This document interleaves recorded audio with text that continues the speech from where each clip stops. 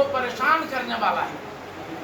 आजादी के बाद से लेकर 2023 तक मात्र 4% अल्पसंख्यक भाई 12वीं की परीक्षा पास कर पाए हैं। महज 3% कुल आबादी के हमारे दलित भाई 12वीं की परीक्षा पास कर पाए हैं। आजादी के बाद से 2023 तक का यह आंकड़ा मैं आपको बता रहा हूँ।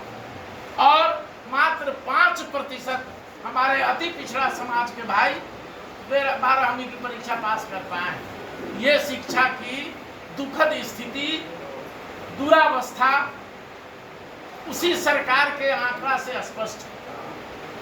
दूसरी बात, माननीय नरेंद्र मोदी जी की सरकार चल रही है। हम सब ने, बहुत सारे लोगों ने उनकी मदद करी होगी और उन्हें, उनके आह्वान पर हम लोगों ने उस पार्टी को जिताने का काम किया था। नतीजा क्या हुआ? नीति आयोग भारत सरकार का एक स्वतंत्र इकाई है, आयोग है जो सरकार के नियंत्रण में काम करता है। उस आयोग का जो रिपोर्ट आया है वो जरा मैं आपको 1 मिनट में बताना चाहता हूँ।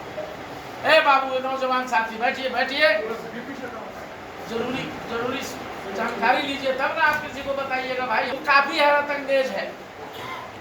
आज की तारीख में भारतवर्ष में सबसे ज्यादा गरीबी बिहार में है। ये भारत सरकार का आंकड़ा कह रहा है, मैं संजय ठाकुर नहीं कह रहा। नीति आयोग की रिपोर्ट कह रही है कि देश का सबसे गरीब, सबसे ज्यादा अशिक्षित, सबसे ज्यादा बेरोजगारी, सबसे ज्यादा भुखमरी और मुफलिसी के शिकार और सबसे ज्यादा पलायन करने वाला प्रांत का नाम है बिहार। ये भारत सरकार की रिपोर्ट। अब बतलाइए कि तो हम लोग जो भी अभी तक वोट देते रहे, शायद गढ़ा में बिक रहे थे क्या? कि जिन रहनुमाओं को चुना, जिन विधायकों को चुना, जिन सांसदों को चुना, जिसकी सरकार बनवाई, उस सरकार ने हमारे पेट पर लात मारने का काम किया, हमारे बच्चों को अनपढ़ बनाने का काम किया, हमारी शिक्षा व्यवस्था को सबसे ज्यादा कमजोर किया ताकि हम मूर्ख बने रहे, जात पात धर्म मजहब में उलझे रहे और उनके राजनीति का शिकार होते रहे। शिक्षा अगर बेहतर नहीं हो रही है, आदरणीय प्रशांत जी बार बार बताते हैं कि गरीबी से निकलने के 3 रास्ते हैं। पहला रास्ता शिक्षा। अगर हमारे बच्चे, हम सब उन्नत शिक्षा, बेहतर शिक्षा अगर हासिल कर लेते हैं तो हम अपने पैर पर खड़ा हो जाएंगे, हम काबिल हो जाएंगे और कहीं न कहीं नौकरी हमें मिल जाएगी, या हम कोई रोजगार कर सकेंगे, या हम किसी तरह का कारोबार कर सकेंगे। क्योंकि हम ज्ञानी हो जाएंगे, बुद्धिमान हो जाएंगे तो हम कहीं कुछ काम कर सकते हैं। पहली शर्त है गरीबी से निकलने की शिक्षा, दूसरी शर्त है जमीन और तीसरी शर्त है आर्थिक संसाधन। तो बिहार में 60% लोग गरीबी रेखा से नीचे चल रहे हैं। जो भूमिहीन है, जिनके पास कोई भूमि नहीं है, वो दूसरे किसान की जमीन लेकर खेती करते हैं अपने बच्चों के पेट पालने के लिए, अपना पेट पालने के लिए। जमीन का जो असमान वितरण है, इसे जब तक समान वितरित न किया जाएगा, जब तक समानता के साथ सब हाथ के पास, सब लोगों के पास उपजाने के लिए, खाने के लिए जमीन नहीं होगी, तब तक आप भरण पोषण नहीं कर पाएंगे ठीक से। पैसा की बात आई, और मजबूत होने के लिए अर्थ की जरूरत है। बिहार में CDR, कैश डिपॉजिट रेशियो, एक चीज है, नई जानकारी आपको मैं दे रहा हूँ, जो बैंकों को हम सब लोग मिलके 100, 200, 2000, 4000, 2 लाख, 1 लाख जो लोग भी जमा करते हैं बैंकों में, जमा धन छोड़ देते हैं, जो उनको आवश्यकता नहीं होती है, नहीं निकालते हैं। इस तरह से 1 साल में करीब 4 लाख से 5 लाख करोड़ रुपया हम बिहारियों का बिहार के दूसरे बैंकों में, ढाका, पचपकड़ी, घोड़ा फार्म, जहाँ कहीं भी बैंक है, उस बैंकों को मिला करके टोटल बिहार में 4 लाख से 5 लाख करोड़ रुपया हमारा जमा रहता है।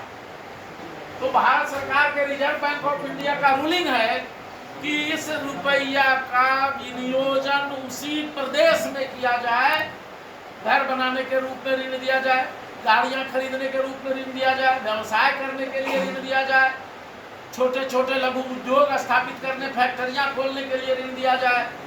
लेकिन आपकी निकम्मी सरकार चाहे वो लालू यादव जी की सरकार रही हो या कांग्रेस की सरकार रही हो या आज नीतीश कुमार की सरकार, भाजपा की सरकार है, इस सरकार का मुख्यमंत्री जो होता है, इस CDR रेशियो का बैंकिंग सिस्टम का हेड होता है, अध्यक्ष होता है, उसकी कमेटी है बिहार सरकार में, जिसमें रिजर्व बैंक ऑफ इंडिया के प्रतिनिधि होते हैं, अधिकारी, उच्चाधिकारी, जिसमें सभी बैंकों के स्टेट स्तर के पदाधिकारी मेंबर होते हैं और चीफ मिनिस्टर उसके अध्यक्ष होते हैं।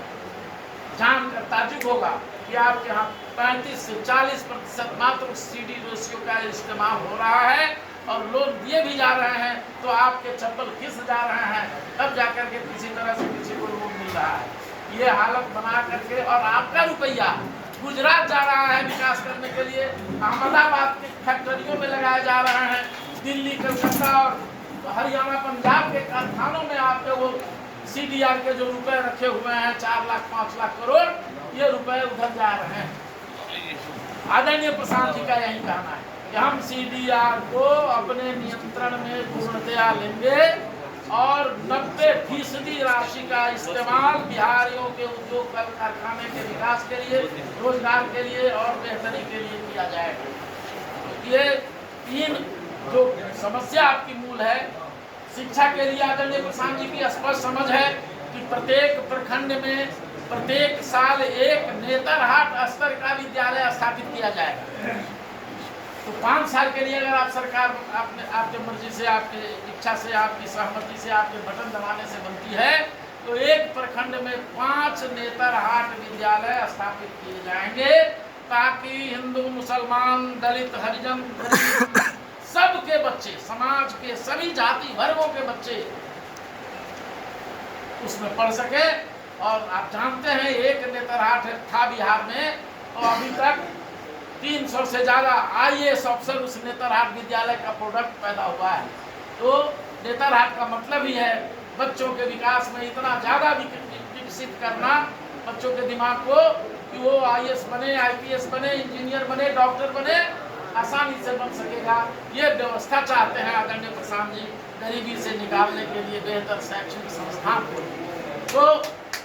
तो ये चीजें हैं, इसलिए आप पूरी मुस्तैदी से, पूरी ईमानदारी से और पूरे मिजाज को साफ सुथरा करके आदरणीय लाल बाबू प्रसाद जी डॉक्टर साहब जो हम लोगों के प्रत्याशी घोषित हैं, इनकी मदद में, जन सुराज की मदद में, आदरणीय प्रशांत किशोर जी के बिहार बदलने के सपने में सब कोई जुट करके एक पांव पर खड़ा होइए।